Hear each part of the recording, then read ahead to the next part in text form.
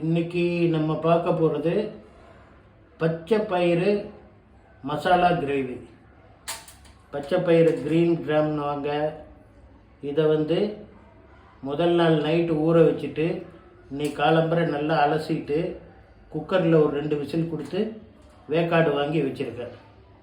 இப்போ இதுக்கு தேவையான பொருட்கள்: வெங்காயம், இஞ்சி பூண்டு, தக்காளி, மஞ்சள் தூள், மிளகாய் தூள், தனியாத்தூள், கல் உப்பு, பட்டை, லவங்கம், ஏலக்காய், பிரிஞ்சி இலை, இது கரம் மசாலா, கொத்தமல்லி, புதினா, 2 பச்சை மிளகாய். இது ஊற வச்சு அரைக்கிறதுக்காக ஒரு 10-15 முந்திரி பருப்பும் ஒரு 2 ஸ்பூன் வேர்க்கல்லையும் ஒரு அரை மணி நேரம் ஊற வச்சுருக்கேன். இப்போ இதை எப்படி செய்யணும்னு காமிக்கிறேன். இப்போது அடுப்பில் கடாய் வச்சு ஒரு 3 ஸ்பூன் எண்ணெய் ஊற்றிருக்கேன். இது எல்லாம் ஒரே வதக்கிட்டு நம்ம அரைச்சிட்டு பண்ண போகிறோம். அதுக்கு முதல்ல வானலியில் வெங்காயத்தை போட்டுக்கிறோம். அப்புறம் இஞ்சி பூண்டு, இஞ்சியை கட் பண்ணி வச்சுருக்கேன், பூண்டையும் கட் பண்ணி வச்சுருக்கேன். போட்டு இதை ஒரு 2 நிமிஷம் நல்லா வதக்கிடுவோம்.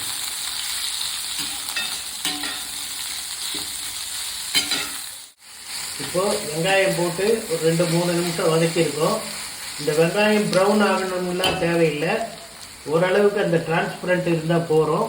இப்போ அது கூட நம்ம எடுத்து வச்சுருந்த பட்டை, லவங்கம், ஏலக்காய், சோம்பு, பிரிஞ்சி இலை இதையும் போட்டு லேசாக ஒரு வதக்கிட்டு அடுத்தது நம்ம கட் பண்ணி வச்சுருக்கிற தக்காளி, இந்த தக்காளியும் போட்டு ஒரு 2 நிமிஷம் நல்லா வதக்கணும்.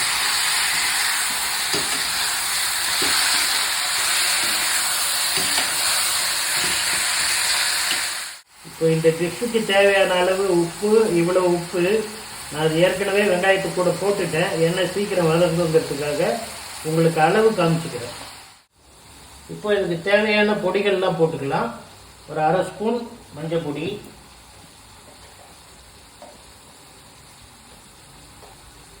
ஒரு ஸ்பூன் வெறும் மிளகாய் பொடி, 2 ஸ்பூன் தனியா பொடி. இதையும் போட்டு ஒரு 2 நிமிஷம் நல்லா வதக்கிட்டு அதுக்கப்புறம் இதை ஆற வச்சு நம்ம அரைக்க போகிறோம். அதை அரைக்கும் போது என்னென்ன சேர்க்கணும் எப்படிங்கிறத உங்களுக்கு காமிக்கிறேன். இப்போது நம்ம ஏற்கனவே வதக்கி வச்ச வெங்காயம், தக்காளி, பட்டை, லவங்கம், ஏலக்காய், பிரிஞ்சி இலை, இஞ்சி பூண்டு இதை வதக்கி ஆற வச்சுருந்தேன். இது நல்லா ஆறிடுத்து. அதே போல் 2 ஸ்பூன் வேர்க்கடலையும் ஒரு 10-15 முந்திரி பருப்பு ஊற வச்சுருந்தேன். இது ஜஸ்ட்டு திக்கனிங் ஏஜென்ட்டு. அதையும் சேர்த்து இந்த வெங்காயம் தக்காளியும் சேர்த்து இப்போ நல்ல நைஸாக அரைச்சிக்க போகிறோம். இப்போ அடுப்பில் கடாயில் எண்ணெய் வச்சுருக்கேன். ஒரு 3-4 ஸ்பூன் எண்ணெய் வச்சுருக்கேன். அதில் தாளிப்புக்கு ஒரு அரை ஸ்பூன் சோம்பு. சோம்பு நல்லா பொரிஞ்ச உடனே ஒரு 3-4 புதினா இலை, கொஞ்சமாக கொத்தமல்லி, 2 பச்சை மிளகாய் கீரி வச்சுருக்கேன், அதையும் போட்டுருவேன்.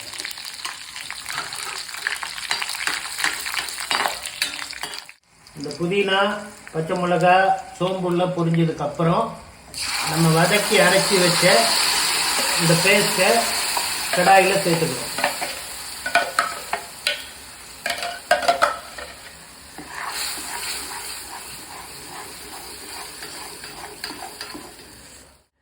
இப்போ நம்ம அரைச்ச அந்த பேஸ்ட்டை கடாயில் ஆட் பண்ணிவிட்டு மிக்ஸி ஜாரையும் அலம்பி விட்டுட்டேன். அது இல்லாமல் ஒரு டம்ளர் தண்ணி விட்டுட்டு நமக்கு தேவையான அளவு பெருக்கின்ட்டோம். இப்போ இது நல்லா ஒரு கொதி வரட்டும். ஒரு கொதி வந்த உடனே அடுத்தது நம்ம வேக வச்ச பச்சை பயிரை ஆட் பண்ண போகிறோம். இப்போ இந்த வெங்காயம், தக்காளி, இந்த சாமான்லாம் நம்ம வதக்கி நல்லா நைஸாக அரைச்சி அந்த கடாயில் விட்டுட்டு அது நல்லா கொதிச்சிட்ருக்கு. இதுக்கு பேர் பேசிக் கிரேவின்னு பேர். இந்த கிரேவி மட்டும் நம்ம ரெடி பண்ணிட்டுட்டா வெள்ளை கொண்டக்கல்லையை வேக வச்சு கொஞ்சம் நசுக்கி போட்டால் இது சன்னா மசாலா. அதே போல் இப்போ நம்ம எண்ணெய் ஊற்றி சோம்பு தாளிப்பு போட்டோம், அதுக்கு பதிலாக வெண்ணெய் போட்டு சோம்பு தாளிப்பு போட்டு இந்த அரைச்ச மசாலாவை போட்டு கொதிக்க வச்சு பன்னீர் போட்டால் அது பன்னீர் பட்டர் மசாலா. உருளைக்கிழங்கு வேக வச்சு எண்ணெயில் பொரிச்சு போட்டால் ஆலு கிரேவி. இப்போ இன்றைக்கி நம்ம பச்சை பயிரை வேக வச்சு போடுறோம், அதனால் பச்சை பயிறு மசாலா கிரேவி. ஆக மொத்தம் பேசிக் வந்து இந்த கிரேவி தான். இதை வச்சு நம்ம எவ்வளவு டிஷ் வேணாலும் பண்ணலாம். இப்போ இந்த கிரேவி ஒரு 2-3 நிமிஷம் நல்லா கொதிச்சிருச்சு. ரொம்ப நேரம் கொதிக்கணும்னு தேவையில்லை, ஏன்னா ஏற்கனவே நம்ம எல்லாத்தையும் வதக்கி போட்டிருக்கோம். அதனால் ஒரு 2 நிமிஷம் கொதிச்சா போகிறோம். இப்போ நம்ம இந்த வேக வச்ச பச்சை பயிரை இதில் ஆட் பண்ணிட்டோம்.